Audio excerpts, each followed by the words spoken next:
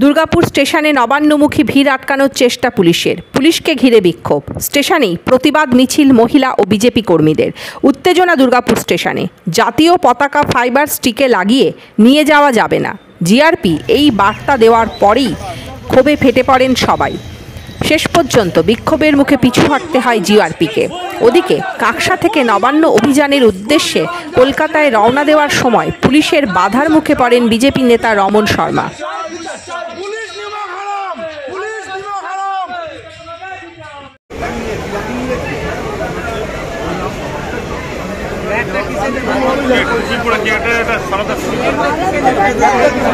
ভারতের জাতীয় ফ্ল্যাগ যে কোনো জায়গায় ভারতবর্ষ না, এরা পাকিস্তান বা বাংলাদেশ।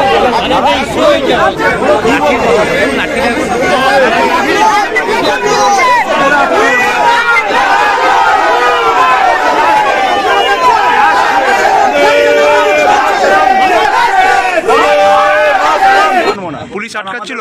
ভবিষ্যৎ প্রজন্মের জন্য আমাদেরকে যেতেই হবে আজকে। ঠিক আছে। এই যে চারিদিকে এত ধর্ষণ হচ্ছে, কোনো বিচার হচ্ছে না।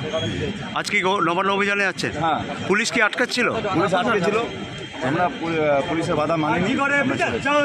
আজকে যে নবান্ন অভিযান, পশ্চিমবঙ্গ ছাত্র সমাজ ছাত্ররা মিলে নবান্ন অভিযানের ডাক দিচ্ছে। ওনারা বলেছেন পশ্চিমবঙ্গবাসী হিসাবে আজকে নবান্ন অভিযানে অংশীদার হচ্ছি, কিন্তু স্টেশনে ঢোকার মুখে দেখছি রাজ্য প্রশাসন, পুলিশ যেভাবে দলদাসে পরিণত হয়েছে, আমাদের কার্যকর্তাকে আটকানোর চেষ্টা হচ্ছে।